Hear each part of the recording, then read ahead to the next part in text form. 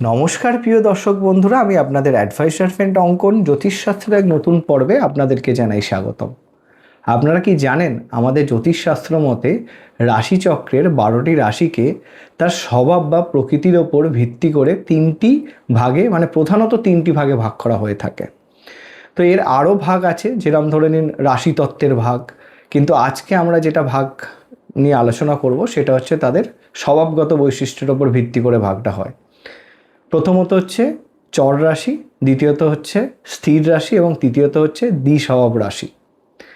তো আজকে আমরা জানব যে আমাদের জন্মছকে 12টি রাশির মধ্যে চর রাশি কোনগুলো এবং তারা কেন চর রাশি এবং তাদের কি এরকম স্বভাব যার জন্য তাদেরকে চর রাশি বলা হয়ে থাকে।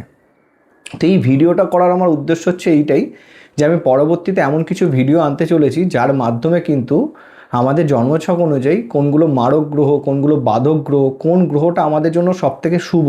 আমরা হয়তো অনেকেই মনে করে থাকি যে দেবগুরু বৃহস্পতি আমাদের জন্য ভীষণ শুভ আর শনি আমাদের জন্য সর্বদাই নেগেটিভ। তো এই ভুল ধারণাগুলো আপনাদের মন থেকে বার করার উদ্দেশ্য নিয়ে আমার এই ভিডিওর প্রতিবেদনটা শুরু হচ্ছে। তো আপনাদেরকে পরপর কয়েকটি ভিডিও দেখতে হবে, তাহলে বিষয়টা ক্লিয়ার হয়ে যাবে এবং এন্ডিংয়ে যে ভিডিওটা তাতে কিন্তু আমরা বাধক গ্রহ, মারক গ্রহ কোনগুলো সেগুলো বুঝবো। তো সেইটারই সিরিজ হিসাবে আপনারা এটাকে প্রথম ভিডিও ধরতে পারেন। তো ভিডিও শুরু করবার পূর্বে আপনাদের কাছে একটাই অনুরোধ, আপনারা যারা পরস্পর ভিডিওগুলো দেখতে চাইছেন তারা অবশ্যই চ্যানেলটিকে সাবস্ক্রাইব করুন এবং যারা আমার সাথে যোগাযোগ করতে চাইছেন স্ক্রিনে দেওয়া নাম্বারে হোয়াটসঅ্যাপ মেসেজের মাধ্যমে যোগাযোগ করতে পারেন। তো আসুন শুরু করা যাক।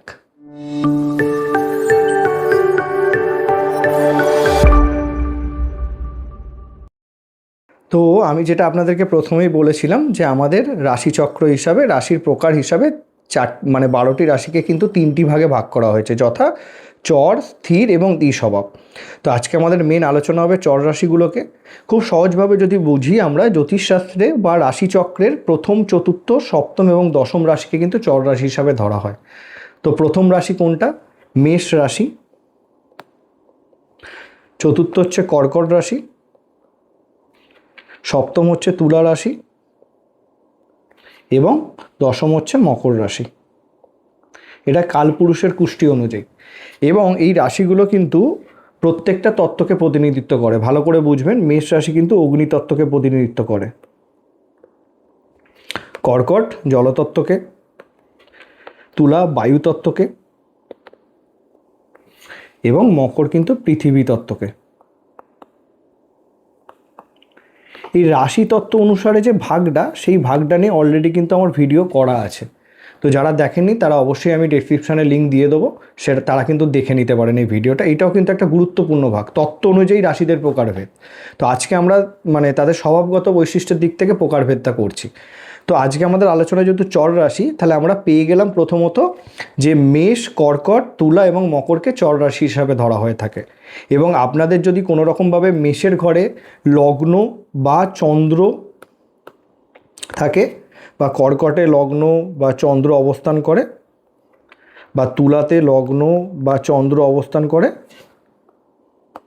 বা মকরে যদি লগ্ন বা চন্দ্র অবস্থান করে, এই চারটি রাশির মধ্যে কোনোটাতে যদি আপনার লগ্ন বা চন্দ্র অবস্থান করে, আবার সূর্যও যদি অবস্থান করে, কিছুটা হলো স্বভাবগত দিক থেকে আপনাদের সাথে আপনি এই মিলটা পেয়ে যাবেন। তো চর রাশি, এই সকল রাশিকে কেন বলা হয়, চর রাশির সাধারণ মানে কি এবং কি এমন বৈশিষ্ট্য আছে যার জন্য এদেরকে চর বলা হয়, চর রাশির মধ্যে এরা পড়ে। তো এই হিসাবে আমরা পয়েন্টগুলো করেছি। প্রথমত হচ্ছে চর রাশির মানে কি। চর রাশি মানে পরিবর্তনশীল রাশি, মানে মুভেবল রাশি, চিন্তাভাবনার পরিবর্তন সর্বদা এদের মধ্যে দেখা যায়। চর কথা সাধারণ মানে হচ্ছে এইটা। তো প্রথম যে বিষয়টা উঠে আসে, গতি ও কর্মচাঞ্চল্যের প্রতীক হয় কিন্তু এই সকল রাশি বা লগ্নের মানুষরা। এই বিষয়টার পয়েন্টটা কি আসছে, এই সকল মানুষের মধ্যে সবসময় কিন্তু একটা পরিবর্তনশীল চিন্তাভাবনা দেখা যায় এবং এক জায়গায় স্থির হয়ে স্টেবিলিটির সাথে কোনো কর্ম করতে পছন্দ করে না। সবসময় এদের মধ্যে একটা পরিবর্তন লাইফে এরা খুঁজতে পছন্দ করে। বা এইটাও আমরা দেখতে পারি যে গতি পছন্দ করে এরা সর্বদাই। যে কোনো কাজকে খুব কুইক কমপ্লিট করব, সেটাকে ফেলে না রেখে তাড়াতাড়ি মিটিয়ে আরেকটা পরবর্তী কাজে যাব, নতুনের প্রতি খোঁজ এদের মধ্যে সর্বদাই কিন্তু লক্ষ্য করা যায়। এই সকল রাশি বা লগ্নের মানুষদের মধ্যে পুরাতনকে ত্যাগ করে নতুনের প্রতি দৌড়ানোর ক্ষমতা ভীষণভাবে থাকে, যদি সেই পয়েন্টটাকে আমরা দেখি। দ্বিতীয় পয়েন্টের ক্ষেত্রে কি দেখতে পাচ্ছি, নেতৃত্ব ও উদ্যোগ। নেতৃত্ব দেওয়ার ক্ষেত্রে যে সাহসটা লাগে, যে কনফিডেন্সটা লাগে, যে উদ্যোগটা লাগে সেই বিষয়টা কিন্তু এদের মধ্যে সর্বদাই দেখা যায়। কর্মপ্রিয় হয়ে থাকে, কর্মকে কমপ্লিট করবার প্রবণতা এদের মধ্যে থাকে। আবার এই ক্ষেত্রেও ধরুন মানে ভালো করে বুঝবেন বিষয়টা, ধরুন এক্ষেত্রেও অধৈর্যের প্রতীকও কিন্তু হয়ে যায় এরা, ধৈর্যহীনতাতেও কিন্তু এদেরকে ভুগতে হয় কোনো অ্যাঙ্গেল থেকে যদি আমরা বিষয়টাকে বিবেচনা করি। তবু আমি আপনাদেরকে বলছি যে কোনো ক্ষেত্রে সাহস, উদ্যোগ, নেতৃত্ব দেওয়ার ক্ষমতা এই সকল রাশি বা লগ্নের মানুষের মধ্যে সর্বদাই থাকে। এই বিষয়টা কিন্তু উঠে আসে। এবং তার পরবর্তী যে পয়েন্টটা সেটা হচ্ছে ভ্রমণ ও পরিবর্তনশীলতা। ভ্রমণ পিপাসু এরা কিন্তু ভীষণভাবে হয়, ভ্রমণ করতে ভীষণ ভালোবাসে, জীবনে পরিবর্তনটা এরা খুব পছন্দ করে। একই স্থানে এদের থাকার থেকে একাধিক স্থানে থাকা, ঘোরাঘুরি করা, নিজের গৃহ পরিবর্তন, কর্ম পরিবর্তন সব কিছু কিন্তু এই সকল মানুষদের মধ্যে লক্ষ্য করা গেছে।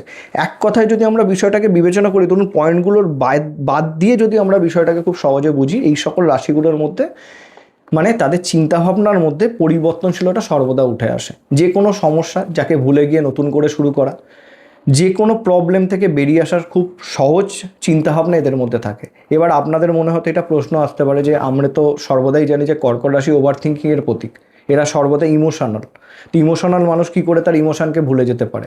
কিন্তু হ্যাঁ, অবশ্যই এক্ষেত্রেও এটা প্রযোজ্য যে তাদের ইমোশনটা খুব কুইক কাজ করে। ধরুন এই মুভমেন্টে তারা খুব কষ্ট পাচ্ছে, কিন্তু তার পর মুভমেন্টেই তারা সেটাকে ভুলে গিয়ে সহজে আবার এগিয়ে নিয়ে যাওয়ার নিজেকে সেই চিন্তাভাবনাটা এদের মধ্যে চলে আসে। জাস্ট আমি এক্সাম্পল হিসাবে আপনাদেরকে বললাম।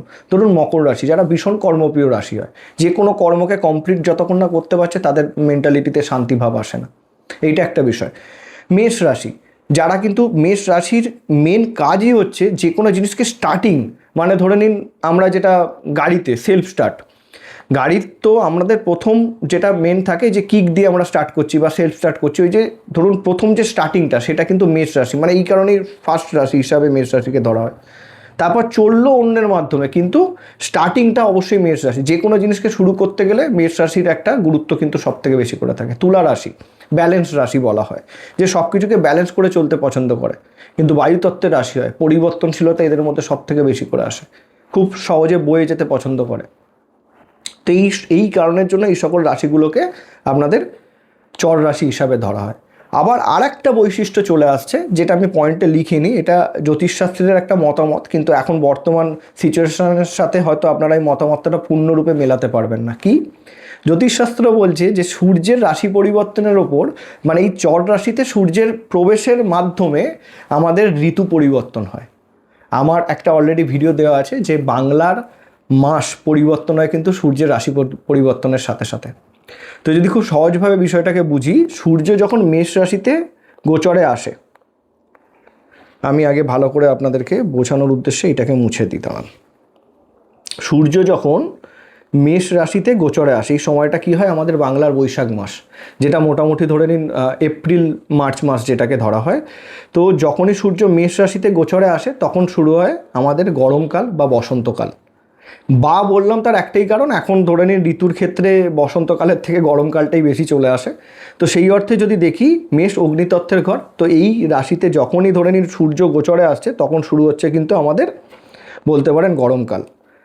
এই বিষয়টা পরিষ্কার হলো। আবার আরেকটা পয়েন্টে যদি আমরা দেখি, কর্কট রাশিতে যখন সূর্য প্রবেশ করে সেই সময়টা কোন মাস হয় ভালো করে বুঝবেন, বৈশাখ, জ্যৈষ্ঠ, আষাঢ়, শ্রাবণ মাস। যখন কর্কট জলতত্ত্বকে প্রতিনিধিত্ব করে তখন শুরু হয়ে যায় বর্ষাকাল। বুঝতে পারছেন কতটা সব কিছুর সাথে সব কিছু কিন্তু মিলিয়ে মিশিয়ে আছে। আবার তারপরে ধরে নিন তুলা রাশিতে যখন সূর্য গোচরে আসে, এটাকেও যদি আমরা বুঝি, শ্রাবণ, ভাদ্র, আশ্বিন, কার্তিক মাস যেটা শরৎকাল, না শীত না বর্ষা না গরম, সব কিছুই আছে অল্প অল্প। তো তুলা রাশিতে যখন সূর্য গোচর করছে তখন পরিবর্তন, বায়ু পরিবর্তন, তো সেইটাকে বলা হচ্ছে আমাদের হিসাবে শরৎকাল। আর তারপরে সূর্য যখন মকর রাশিতে প্রবেশ করে তখন বলা হয় শীতের সূচনা হয়।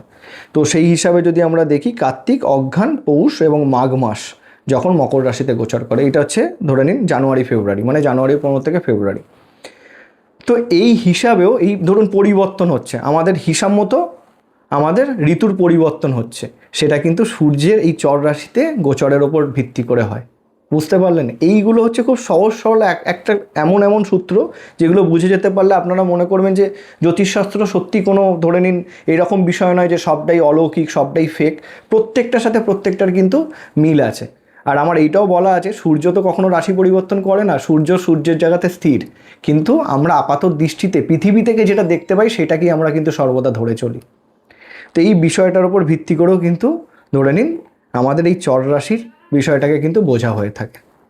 আর একটা বিষয় আমাদেরকে বুঝতে হবে যে আপনার ধরে নিন লগ্ন রাশি যাই হোক না কেন, সেটা আপনাদের মেষ, কর্কট, তুলা বা মকর নাও হতে পারে, যদি অন্য কোনো রাশি লগ্ন হয়, সেক্ষেত্রে যদি আমাদের এই যে চর রাশি চারটে, এই রাশির মধ্যে যদি আপনার লগ্নপতি বা রাশির অধিপতি বা গুরুত্বপূর্ণ গ্রহগুলো অবস্থান করে, তখনও কিন্তু আপনার স্বভাবের মধ্যেই চরতা দেখা যেতে পারে, মানে পরিবর্তনশীলতা। এই সকল মানুষের মধ্যে কিন্তু অন্যান্য গুরুত্বপূর্ণ গ্রহ যদি অবস্থান করে থাকে, তাহলে এই সকল মানুষের লাইফে গতিশীলতা, দ্রুত উন্নতি, দ্রুত অবনতি, পরিবর্তনের সাথে ঘোরা বা পরিবর্তনের সাথে চলার সম্ভাবনা কিন্তু এদের ক্ষেত্রেও দেখা যায়। বুঝতে পেরেছেন পরিষ্কার করে? তো এখন আজকে আমরা জানলাম যে চর রাশি কারা হয় এবং এই চর রাশির মানুষদের স্বভাবগত বৈশিষ্ট্য কেমন হয় এবং এরা কেন চর রাশি হয়, এই বিষয়টা আমি আপনাদের কাছে খুব পরিষ্কারভাবে আশা করি ক্লিয়ার করে দিতে পেরেছি। এর পরবর্তী যে রাশিগুলোকে নিয়ে আমরা আলোচনা করব সেটা হচ্ছে স্থির রাশি। পরবর্তী ভিডিওতে আমাদের আসবে স্থির রাশি কোনগুলো, সেটাও যদি আমরা খুব সহজভাবে বুঝি। বৃষ রাশি হচ্ছে স্থির রাশি, সিংহ রাশি হচ্ছে স্থির রাশি, বৃশ্চিক রাশি হচ্ছে স্থির রাশি এবং কুম্ভ রাশি হচ্ছে স্থির রাশি। তাহলে জ্যোতিষশাস্ত্রের দ্বিতীয়, পঞ্চম, অষ্টম এবং একাদশতম রাশিকে স্থির রাশি হিসাবে ধরা হয়। এদের কেন স্থির রাশি হিসাবে ধরা, এদের স্বভাবগত বৈশিষ্ট্য কী, এই নতুন নতুন তথ্যগুলো নিয়ে কিন্তু আগামী ভিডিওতে আমরা আলোচনা করব। তো ভিডিওটি যদি ভালো লেগে থাকে তাহলে অবশ্যই চ্যানেলটিকে সাবস্ক্রাইব করবেন এবং আপনার প্রিয়জনদের সাথে ভিডিওটা শেয়ার করবেন, এবং যদি সত্যিই ভালো লেগে থাকে লাইক দিয়ে আমাকে মোটিভেট করবেন। দেখা হচ্ছে পরবর্তী ভিডিওতে। নমস্কার, সবাই ভালো থাকবেন।